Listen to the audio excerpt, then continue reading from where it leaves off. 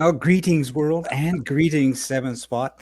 It's time. It's time, and it is time for another. What shall we call it? We'll call it a such a beauty and what a beast from New Zealand. So let me just bring into the picture because these things are never about me. I am going to bring Rowan Hick into the show because this is a show about Fraser cars. Say hi to us and identify yourself, Rowan. Hi, Rowan.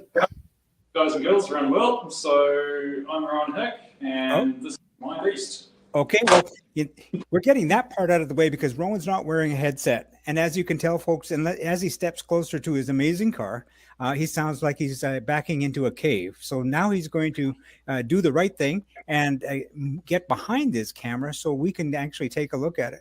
And as we go along, Rowan, I'm just going to ask you a quick question. Well, first off, before we even get into that, I'd like to identify and some of our guest panelists today. We've got, first off, uh, Ida Tristram of Fraser Sports Cars, and she's going to be with us to help fill in some of the blanks because there's a whole host of things that we don't know, and you do know, and you at least speak Fraser, and that's a really good thing. Hi, Thank you, Ida. Jim. Hello, thank you for having me. Well, it's Absolutely no problem. great pleasure. Also, in the show is Kerry Marsh, who also is a Fraser owner, and he's got a bit of a story about the backstory on his car. And of course, now we're going to bring in John. I was going to say, Kerry, you're in New Zealand, yeah? Yeah. My sister lives there. I've got an elder sister. She did live in Christchurch. She's moved about after the earthquake. She's moved about, I think, 30 miles away. I think she said. So she sends me pictures of the weather over there, and I'm just so jealous at the moment. Well, I'm just going to bring myself into the picture, or bring the amazing Fraser into the picture, and tell you that it's a dreary and almost damp, dark day in Vancouver, British Columbia. We're looking forward to a high today of a balmy 7 degrees Celsius. Let's fill in the blanks. -3 in Evesham here at the moment, and it's dark, miserable. And please tell us what it's like in New Zealand right now. What are we looking at? No, don't. 23, sunny. Yeah, 21 degrees and well. sunny. And at 9 o'clock in the morning, that's lovely. I was going to say, you're not making my day any better. If it makes you feel better, there's another tropical cyclone apparently meant to be coming through. It's just going to close off where I am trying to move to, into the Coromandel. The roads will be shut again. Don't talk about these things. Don't talk about these things. So we are looking at the most amazing car that I have had the opportunity to look at in pictures in quite some time. Could you please tell us a bit about how you came to own it, Rowan? And tell me about some of the goodies you've got in it. Cool. All right. Yeah, that's high praise. Okay, so this is a Fraser Cars special edition. It was 99.99% built by the Fraser factory. I think I did some token riveting, but that was about it. So it started off, I think, about 2011, 2012, visited the factory because I decided I was going to move home to New Zealand from Canada. Fraser Cars located in Auckland, and I'd wanted one since I was a little boy. So commissioned the car and went a little bit overboard. Is there such a thing, Rowan? I was going to say, we all end up doing that. I had to hide car parts from my missus. Yep. So I had a history of forced induction cars. Being a young lad, like my turbo cars. Is that like turbo or ram air or? Yeah, so this is actually a supercharged Honda. Supercharged. Yeah, okay. so we'll pull the bonnet off in a second. Yeah, well, look at that. Is that the K20? Yes, it's proper. Fraser cars had an actual K20 from, I think it was Integra, DC Type R, sitting in their factory. That was an abandoned project many years ago, and I was like, right, well, that sounds good. Yeah. So strong engines, really strong engines. Very strong engines. A fairly tall engine too, and it's not sitting proud of the bonnet, and that's amazing. Yeah, well, we'll show some of the tricks of how it managed to fit. What you can't see on the camera is how low the car is. It's actually got a consumable item, which is the skid plate. Gets replaced every 4 or 5 years. So, yeah, Scott and Sump. We'll come on to it, but yeah, Short and Sump and the usual. Yeah, it was dry sumped and dry sump. Yeah. Dry sumped and a couple other tricks, which we'll show when we pull the bonnet off. We definitely, definitely show us under the bonnet before you go. yeah. Don't worry. We've got time. We're only 3 minutes in. So Scott and Ida on the call own Fraser cars, and I had many backwards and forwards phone calls with Scott about the engine from Canada, and he talked me into doing a supercharged engine because of the linearity of the throttle response. It basically takes. If you go turbo route, you can get quite a bit of lag. It depends what injectors you're running and velocity stacks and blah blah blah. But yeah. The supercharger is definitely the way forward. Yeah. So I've been in. I actually, subsequent to getting this built, I went in 3S GTE Fraser, which had a turbo on it, and they roughly put out the same power figures, but the delivery is completely different. Yeah. And so quite a flatter power curve as well. Whereas turbo. Boom! It's certainly as boom, it's off.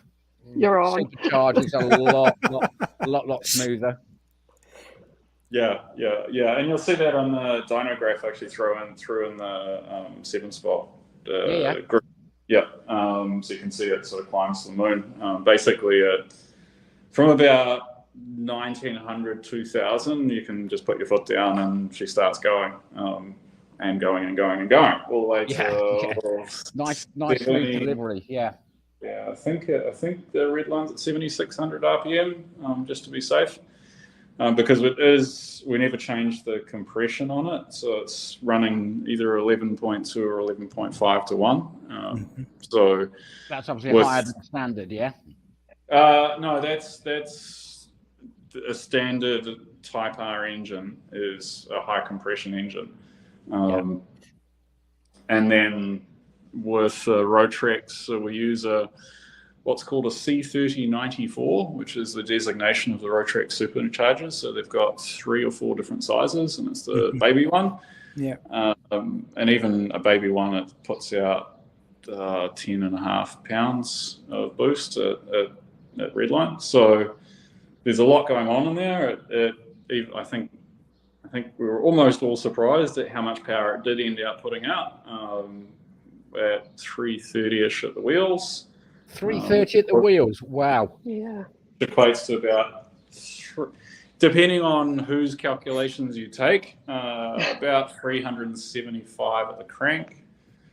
And the car weighs, and we actually weighed it the other day down here. We've got mates at a workshop, so we put it on some corner scales, and it's 675 kilos just straight off the road. Like that is going to fly. Well, you know it does. That would. Yeah, I would end up putting it through a hedge. My driving skills are okay. I think on our car we're about 362 brake horsepower per ton at the rear. And that's enough for me. With my driving skills, that's enough for me. But that is really going to go. Yeah. So so what I'll do is I'll take the bonnet off and we'll go and have a bit of a talk around all the bits, because it's not just the engine, although the headlining thing is the engine, and it is a spectacular build. It does look stunning, and I like it in that colour as well. Fabulous Yeah, car. it's a beautiful colour. Yeah. I think the great thing about these cars, although they go and go and go, they also stop equally fast.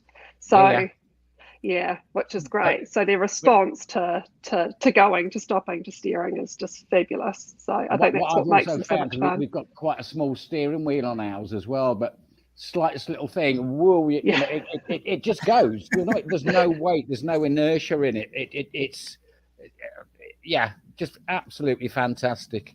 The first time I drove mine, it was a bit scary. It felt like you're driving on marbles or ice all the time, and you just sort of think left or think. It was like the closest thing to being on a motorbike. It's just a four-wheel motorbike. That's right. Yeah. You have to drive them like that anyway. Yeah, and the good thing is the cornering. I've been out on the road. I can't get him insurance until he's 25 or 23, which he will be this year. But on a private track, and I just said, go for it, be sensible. I said, but don't overreact to the steering, that the car will find its own way down the road. I was like yours, was all over the place on the front end when we got it. And it's because they put 30 pounds pressure in the front tyres. So we've lining going everywhere. So we dropped that down. We've been as low as 12. I think we're now running about 16 psi, something like that, in the all round in the tyres. But it made one hell of a difference. That's good. They corner so well; it's incredible. I went for a run with another group of friends. They've all got Cobras, and we were driving fairly briskly on roads that are now you're only allowed to do 80 k's, but we're doing well above that. And when we got to the pub, they said, "Oh, your brake lights aren't working." I said, "Oh no, I'm sure they're fine. Everything's good. It's only just no, your brake lights aren't working." So I got in, pressed the pedal, brake lights are working. Just at the speed that we were going, I didn't need to use the brakes, but all the Cobras were. And the funny thing is, there was a Porsche and a Ferrari, and they were quite annoyed that I wasn't using brakes and they were. Yeah, absolutely. And that's the thing. I think because the sevens are so light, I've not ever changed my pads or the discs. I think they'll outlast me. Oh wow! Hope you're checking them. You just don't use brakes. I mean, to be fair, we've not done a track day or anything like that. So it's not had massive use. But just on road use, you're right. You don't need the brakes.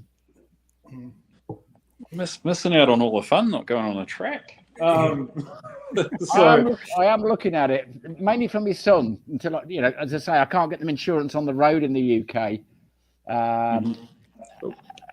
It depends which track day we're going to go on, because you don't know who's there. I'd be a complete novice. Do you know what I mean? And I don't want to be crashing into people or you don't. Do you know what I mean? So it's something we're looking at. Yeah, I'm intrigued. I'm going to jump in and ask a question. It's something I asked before we got going, but. The exhaust pipes that you've got there, I've got glass. Mine are glass powder, or glass coated. Are those glass coated as well? It's a ceramic. You've got wrap on the headers. Yeah. So part of and I'll explain all this that's going on in the air.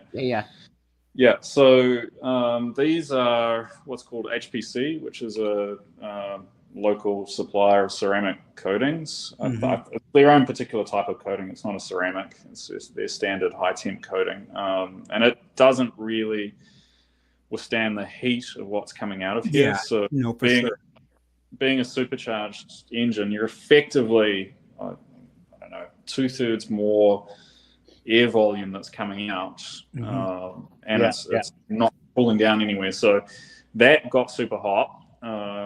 And we ended up the alternator. So basically, I'll just kind of you have to know the whole story. So under there is the supercharger. You can't quite see it. It's pretty small. And it runs up through this into the charge cooler. And so that's water to air charge cooler. So we've got 2 radiators double stacked in here. So I noticed those on the front. Yeah. Yeah. So the first one for the cooling, second one for the charge cooler. Because of, and this car has been all about hip bone and leg bone problems. So hip bone's connected to the leg bone, and then you get this other problem, this other problem, this other problem. So because of the Rotrex going down there, that's normally where the alternators sit on these engines. You had to swap We that had to move side, the alternator over, but it was too big, so we threw on a tiny little alternator. Yep. And also the water pump outlets down in there. So we had to ditch the water pump. So we've got an electric Davies water pump under there. Sure. Yeah. And then because the alternator is so close to number one, and you can see now this wasn't here originally. We went through 2 or 3 alternators at the racetrack because basically, once you're on the back straight and the heat's coming off here, it was killing the alternators. But this one's lasted now for, I don't know, what are we, 8 years, 9 years? So that's a good one. Yeah. And of course so you're right, Jim, the engines, the K20s are super tall. And if you're very astute and you know what a K20 looks like, you'll notice there's something missing here. Mm-hmm. Yeah. Normally there's an oil filler cap. But because we're dry sumps, we don't need that. I was going to say, the dry sump, yeah. Yeah. Yeah. So the cam cover is actually 15 or 20 mil shorter. So the factory shortened the cam cover, re-welded it all. That's how you managed to squeeze it under the bonnet. Yeah, I get you. Yeah. So the exhaust system, because you all like to talk about the exhaust system. So we started. That's not the original. Is that 4 into 2 into 1? Or is it, I didn't. It's a 4 into 1. 4 into 1. Yeah. Yeah. Got it. Yeah. And then there's been a bit of an evolution of silencers. So the first one, I think, after the first racetrack outing, it burnt all the packing out. So it was at 4,500 at a static noise test. It was 120 decibels. Wow! Oh, you will not get away with that in any UK track. No. Oh, sorry. We changed over to what's called these Adrenaline R silencers. So they're massive, that's 800 mil, huge. And we're running a 3-inch side exit, which is great fun, but still quite terrifyingly loud. And you get flames out the side, which is awesome. But so we ended up. An exhaust outlet, is that underneath the car? Yeah. So just to get going through to the back. Yeah, just to get the sound down. Yeah. Bit like the Caterhams. Yeah, because literally it's just too loud. It is absolutely too loud, and that's a notorious problem for supercharging one of these engines. Is everybody who's done it talks about how loud they are afterwards. It's just next level. I was going to say, I guess it's just the whine from it, but then also the induction roar. No, it's neither. It's the bleeding ears. Yeah, so so those superchargers are centrifugal, so they don't actually create much noise. But it's just the sheer, because each exhaust pulse that's coming out of the engine, compared to a normal 2-liter Honda, you're effectively throwing in 2/3 the amount of pressure into that exhaust pulse. So the exhaust pulse itself has got a lot more energy than a normal 2-liter. It's just the sheer volume of the exhaust pulses coming out is what causes the sound. Whereas if you were to go through way higher, yeah. So if you were to go through a turbocharger, because of the way the turbos work, the impellers or blades kind of effectively chop up the sound and disperse the sound waves, and they sound a lot more muffled. Superchargers are just ridiculously loud. But it's not all about the engine. Well, it's not all about the engine. So we were talking about handling before. Yeah. So if you're very astute, you'll notice there's no shocks there, and that's because it runs. It's all cantilevered. Look at that. And how the heck did you squeeze that all in there, Ida? That's amazing. Oh, you know, got to make it look pretty. Got to make it fit. Yeah. So it's an incredible pushrod design. So the shocks and springs are vertically down in the center. So the vertical. Okay, yeah. So it reduces. Was that your design, or was that from Fraser? No, that's Fraser's. No, this is all Fraser's. This is all Fraser's. Yeah. So it's I know people have done it themselves, but working out all the angles and getting it right, you've got to know what you're doing. Yeah, but that looks fantastic.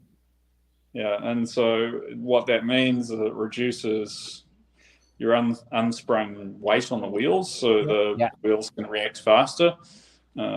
So that's very cool. What you can't see, going around to the back, is it's running the Dion setup. So it is the Dion, okay.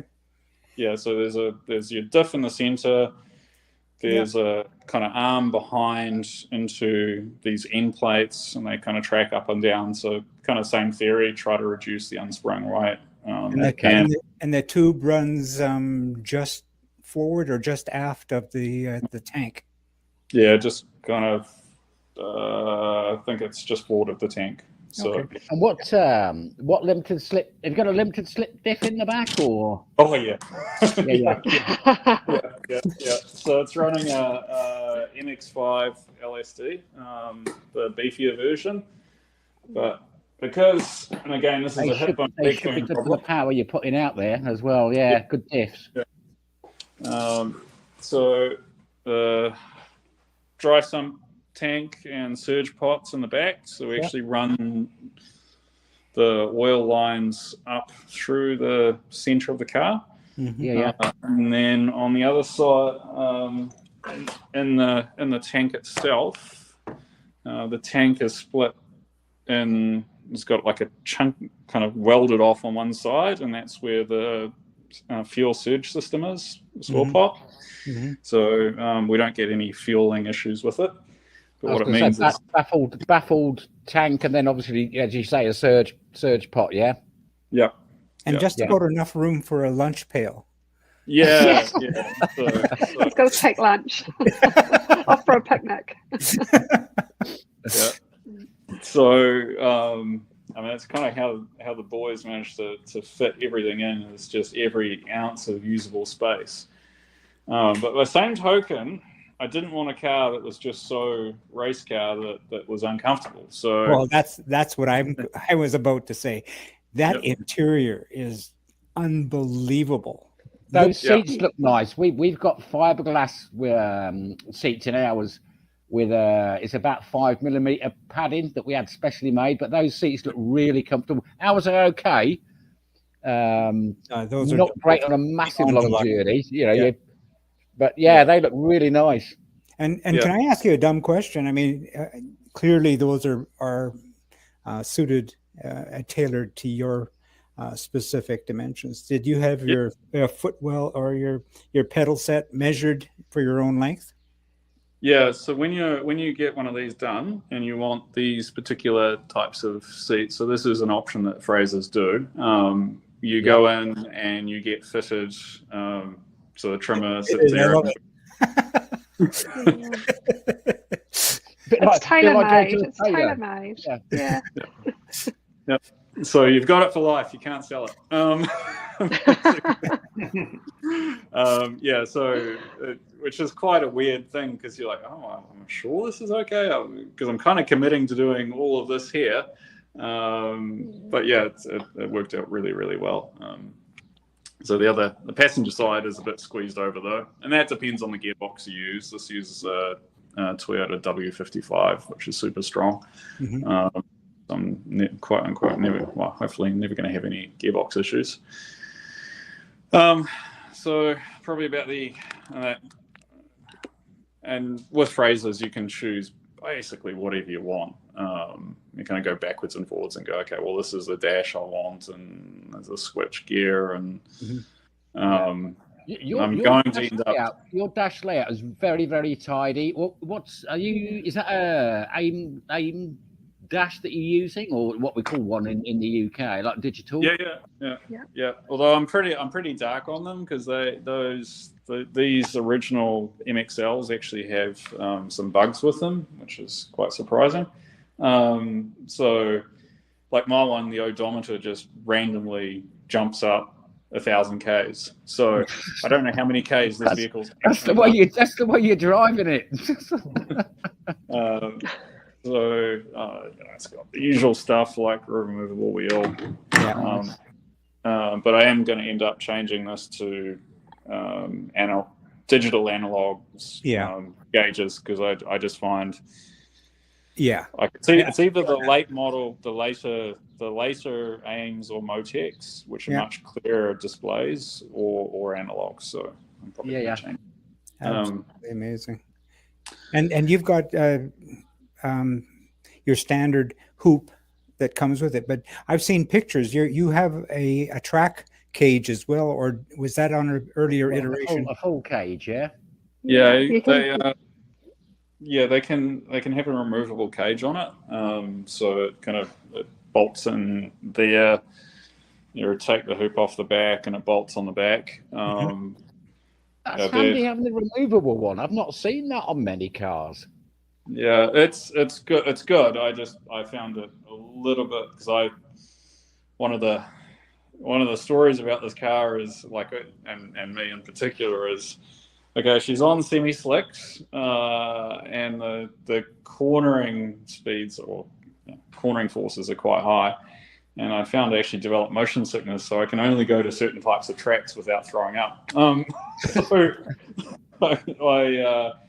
in the end, I just took the cage off because I wasn't going to the track enough to warrant having the cage on the car. Yeah. You do notice it stiffens up the car quite a bit. Like, I even noticed it just driving. On any 7, it's the cockpit in the center section where you're going to get it flexing. It won't be at the front, it won't be at the rear. Always on the center section.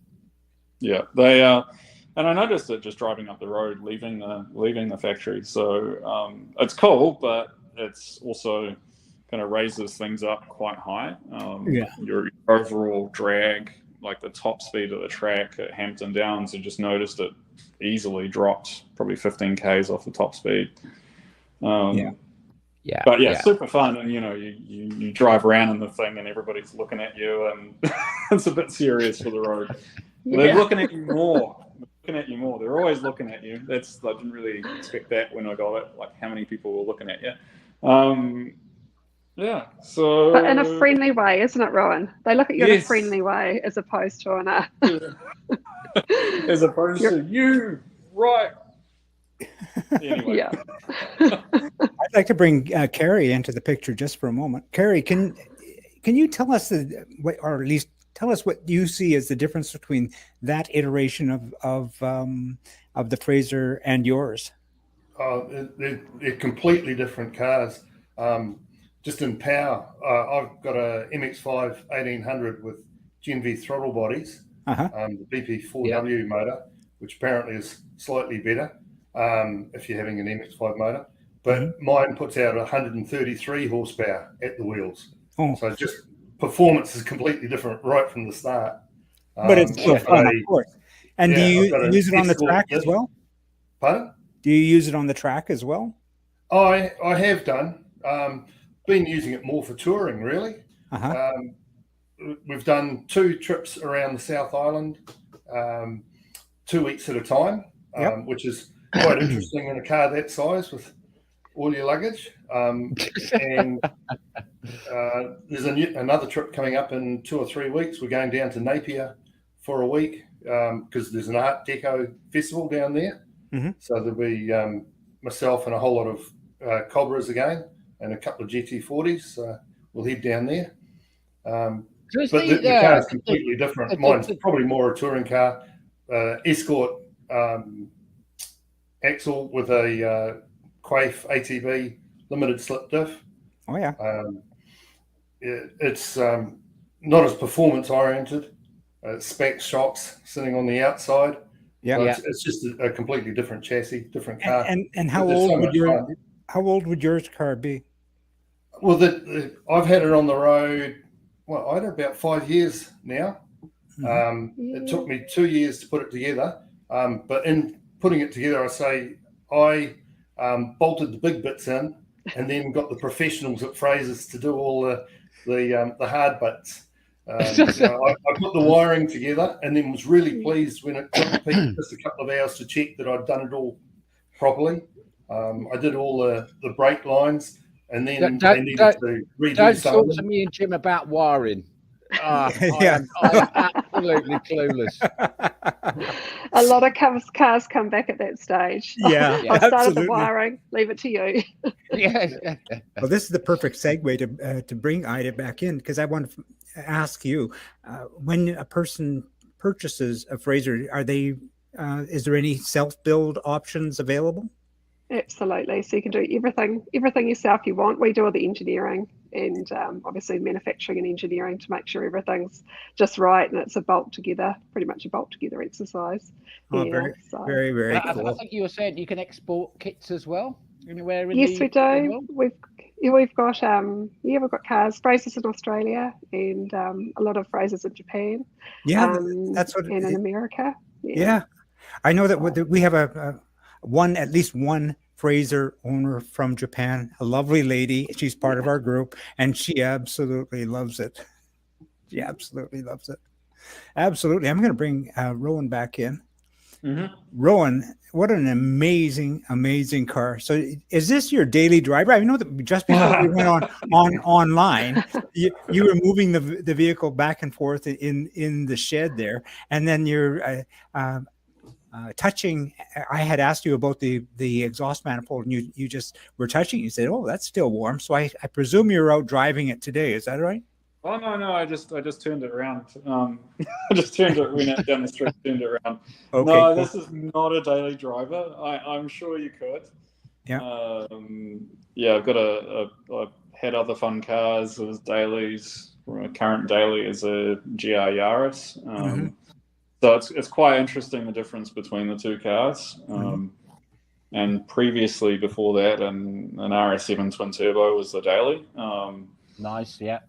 Which it's fascinating to see the differences between this and those types of machines. Like the RS7 would get off the line really quickly. This would be faster once you're underway, because getting off the line with this amount of power is something else. But this is like the machine that scares the shit out of you. Yeah. Like there is no other way of putting it, that you have to be so careful. I'm the same with our car, and every time I get into it, and I take my boys out on it, I always say to them, look, give me 5 minutes to get my head round it, because jumping from a daily car into a 7 and the amount of power it can put down, you've really got to get your head around it, and you've really got to be concentrating. As I say, my driving skills aren't that brilliant, but just brilliant fun. Like the demonstrator that I drove first is a 1.64 AGE, and that's super fun, and but compared to your big twin turbo JDM cars that I had before, like they just don't quite have that same level of acceleration. And so I went, okay, I want something really quick. And didn't really there's not a lot of things that you go on that will be quicker than this in terms of power to weight. So it's quite I think the first month after I got it, like every time you were getting in it and you're just about shaking getting out of the car. And now I'm used to it, I'm fine. But you take other people and they get out and their hands are just doing this after getting in the car. Like, what the just happened? But it's especially on the slicks, semi slicks, you have to be quite careful. Once the tires go off, then it becomes a pretty big handful. But are they right in the wet as well, semi slicks, or? Oh, I don't go out in the wet in this. Most of the 7 don't. I know we don't, but yeah. Yeah. So this is running. Lousy in the snow, I might add. Yeah. So this is running. Running what's called Nankang AR1s, which are yeah. It's Toyo stock. Good tires. Yeah. What else can I tell you? So like point to point, my GR Yaris would be like, if you're unfamiliar with the roads, you'd probably be faster on the GR Yaris. This you'd have, if you knew the roads and put some brake pills on, then this would be faster, absolutely faster. And quite frightening getting there, in a good way. A very, very good way. Yeah, an enjoyable way. Yeah. Yeah. Yeah. It's always enjoyable as long as the back is not where the front should be. Yeah, it's well, I think pretty good. Yeah, it's pretty good. It's like everybody thinks that you just have wheel spin in all three gears, and like once everything's up to temperature, you'll get some wheel spin in first gear, and you might get it in second gear depending on the surface. Just in a straight line. Obviously, corners are a bit different. So once they're hot. Depending on the surface, you're pretty good. But once they're cold, or the cold surfaces, and there's one person who shall remain nameless, and Ida and Carrie will probably laugh when I talk about it. There's one person who's got a turbo-powered Fraser of a particular engine, of a particular horsepower, and had a moment at over 200 Ks, and promptly put the car away for a long while. So you got to be careful about road temperatures and tire temperatures, because they do make a massive difference to grip levels. I think this is what I say to my boys as well. When I drive mine, obviously I've got my sons in it. I do drive it sensibly. I know my driving limit skills. I have had people pull up with what we call lowered Saxo cars and performance boys. I've had them pull up to me at lights and start revving their engine. I just look at my sons. I start revving back, and then when the lights change, they set off in a cloud of smoke. I just set off normally.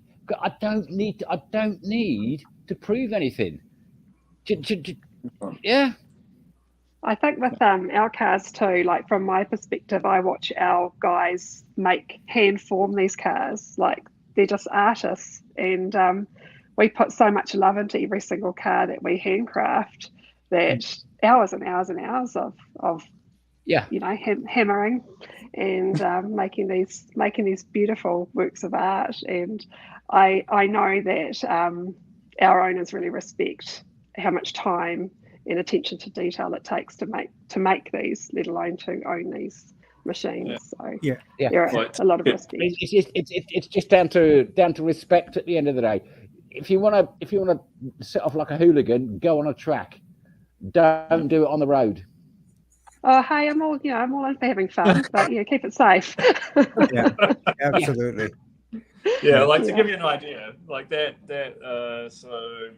Bruce would have hand formed just that little bit there to make that nice and tidy. It's a bit dirty at the moment, and things like to give me a bit more space in the wheel well is like a nicely hand formed divot from a clutch foot. So the work that went into this is absolutely insane. And compared to the other company I'm talking about at the start of the call, and that comes with money, right? Like this build was not cheap, and would not be cheap today at all, because everything's gone up in price. Compared to a Ferrari or a Lamborghini, it's really cheap, though, isn't it, Rowan? You're getting pretty great performance. It would murder a Ferrari as well. Absolutely murder it. Yeah. And looks infinitely cooler on the curb, doesn't it? Well, I think we're all slightly biased. Yeah.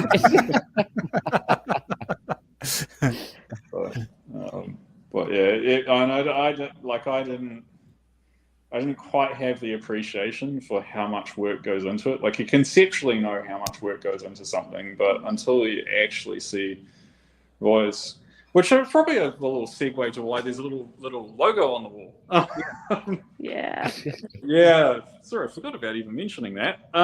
So in the process of getting this car, is that your garage or is that your living room? Because you've got carpet down. It's trust me, it's the garage. Wow. Mine's nothing like that. Neither is mine. Seems to be the thing now with a lot of modern house builds in New Zealand. Like the garages are built into the houses, and you get this nice carpet. In the process of getting the car built, like I started getting the first sort of like Ida would send me here's some photos and email this week of what was going on, and I thought, oh, this could be done a whole lot better. Not just anything Thanks, wrong. Rowan. No. In terms of systems, I'm like, why isn't there a system for collating all of these photos and videos? Because you want like a timeline of your build. So, in the process of getting this car built, I ended up building a software system called Global Workshop, which allows car and now boat and warbird companies, of all things, to keep their owners informed via an app that lets the boys on the factory floor easily take photos and videos. Ida can then go and approve it, and then instantly go to the owners and their own sort of client portal and apps. So kind of through this car, I've ended up building a software company that is now getting used by some of the best in the industry. So the likes of Eagle, we just put their logo up on our website 3 months ago. Eagle E-Types over in the UK. Our main market is the UK. So we've got a bunch of restoration and resto mod and fabrication companies now using it, and it's going through to full workshop software. So project, time, job management, which is quite cool. So this car has ended up kind of changing the direction of a few things for me. So Global Workshop. I was going to say, just from ordering a Fraser, you're now into software and developing software for other people to use. That's brilliant, absolutely brilliant. Yeah, well, I was running a software company, and kind of saw, being a developer, and just saw that there was this need for good software that's very visual. Because once I gave it to Ida, it was like every Thursday I'd be driving home in Canada, and then 5 o'clock I get a little alert from the factory. I'm not looking at that while I'm driving home at all, but I can see what's coming, and make the people who are building these lives easier, because they're not flying around files and resizing things and figuring out how to do videos. It's all on the apps on their phones. So have you got a link that you could send to Jim that we can put up in this post once it goes up on 7 Spot? You mean one like that? Oh, look at that, yeah. Oh, there we go. Easy. There we go. Jim is always one step ahead of me. He annoys me. Yeah, so that's it. So actually, that's one of the first photos was a company called Retro Power, who which you saw in one of those photos there. They do these amazing resto mods, and so if you haven't seen their channel, go subscribe to Retro Power. Because they do a weekly kind of what's going on in the factory, which is, if you like this stuff, you'd love that. Like some Dawn Trader who do Formula One and IndyCar restorations, all sorts. So, which has been quite a cool little journey. So absolutely, we'll have a look at that. Absolutely. But I wonder if it'd make any sense to have a look at the good people at Fraser Sports Cars as well. I think if people are interested in starting their own Fraser Adventure, they may want to go to this page and then have a look, and then give Ida a call. Oh, thanks, Jim. That would be wonderful. And I'll go on record and say, like, the Fraser experience was awesome. They are unique. What they say and what is true is they're unique to the owners. So while there's base kits and base packages, ultimately no Fraser is the same as another. Everybody chooses their particular types of engines, and then kind of as you're going through the process, what is the level of fit and finish you want. The work that went on in here is just incredible. It's basically bespoke engineering, isn't it? Yeah, absolutely. Yeah, I always bunch of say, and a people lot of too. us always say it as well, that a kit car is never finished because you get it together, get it on the road. You think, well, I might upgrade that, I might do this, might do that. So it's never-ending story. Until you run out of money. Yeah. You just buy smaller bits. This one, aside from By the way, Joe, I put my 2 boys up for sale. Well, I think there's a few of us who've got our Frasers done who are actually like we got the level that we wanted. Yeah. Like out of the factory, don't need to do anything more, no upgrades, no nothing, and you're just that's it. That's the car I want, and you don't have to fiddle it, right? Like this. Yeah. There's a couple of teething problems which you'd expect on a build of this nature. Like you can't do single shot. But I haven't sit here and gone, oh, I think I should upgrade this and I think I should upgrade that. It's just perfect, and dealing with the factory is awesome, and they become mates, and so you become part of the Fraser family. It's the Fraser experience, isn't it? Yeah. So it's quite different, quite unique, and wouldn't trade it for the world. What I did and what I got out of it, and lifelong friends with the factory. So yeah, I will say this as the fly on the wall in a different country. At 7 Spot, we have a lot of Fraser people, and they are quite universal in 2 things: the Fraser experience that comes from the factory in having their car made, and then they're so fiercely proud of what they've got. They are a wonderful community unto themselves. Absolutely. Yeah. And as Rowan said, and I echo, so many people have dreamt about owning a car like this their entire lives, or most of their adult life. So if you have a dream, we just love fulfilling that. There's nothing better than fulfilling people's dreams. So we feel very fortunate to do what we do. Yeah. Well, guys, I'd love to stay on forever. Carrie, do you have any questions or anything you'd like to add? No, I think Rowan's covered it pretty much. I would like to say that the whole experience of dealing with Frasers has always been really good. Yeah. As you know, my car is so much different from Rowan's car, but there's lots of other people with really good cars, and they are all different. We've all had a hand in them, different levels of input and skill in our skill, like my skill, not the Fraser guys. And you can always fall back on them if you don't know something, or just drop the car in. They've been really, really good to deal with. So it's it's been wonderful. And then the community. That's what we found in the I UK. haven't seen Rowan for ages, without MK. Yeah, you're everybody knows everybody else. There's Fraser guys, all over, all over New Zealand and Australia. But everybody sort of knows, and you keep track of the cars. Like Jed's car's just been sold. It'd be interesting to find out where that's gone on to. So. And I'm going to bring Ida back in. And I am going to say, Ida, thank you so much for making the time. I know that you've got a busy household and you've got a family as well as a business. So thank you so much. I'm going to put the links to the Global Workshop and, of course, to Fraser Cars in the description part of this video. But I wanted to say thank you personally. Thank you very much for being with us today. Thank you so much for having us. And it's just so exciting to speak to our Fraser owners.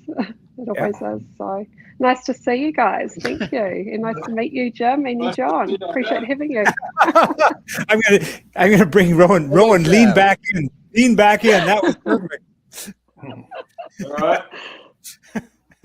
Well, you got a good torso shot there. You have to lean over a little bit. There we go. Even better. Are you going to start it up? There we go. There you go. Are we going to fire it up before we go? Oh shit! Okay, yes we are. Hang on. Or have I just made that awkward? No. We'll fire it up. Hang on. There Do we I have to go. turn my volume down now then?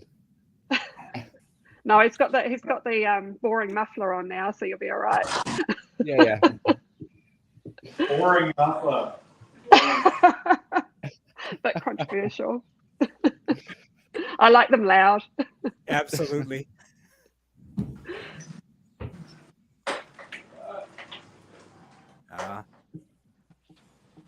Don't die of carbon monoxide poisoning. Feel posh. Oh yeah. That So I sounds can't hear lovely. him playing, but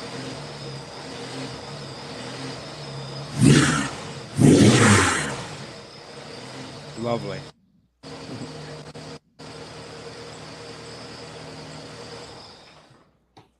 and now I have to clean the cupboards because I'm going to get in trouble. So Yes. everyone, and John included, I'm going to say you've given us the better part of an hour. We've been going for Is it 51 an hour? minutes. Blimey. And It's I'm gone going to so say quick. thanks a lot to everybody. It's absolutely fabulous. This is their first opportunity to chat to some Fraser people, and I know there's going to be more opportunities to chat. So who knows? You might get called back. Excellent. Perfect. Thanks for having us. All right, guys. Clean the It's cupboards been before I brilliant get in trouble. speaking to you guys. Thank you so much. Excellent. Thank you. So, guys, thanks an Thanks, awful guys. lot. And what I always say at the end is, we will see you at 7 Spot. Thanks for doing this with us, and we'll see you again. Yeah. Be seeing you. Cheers. Cheers.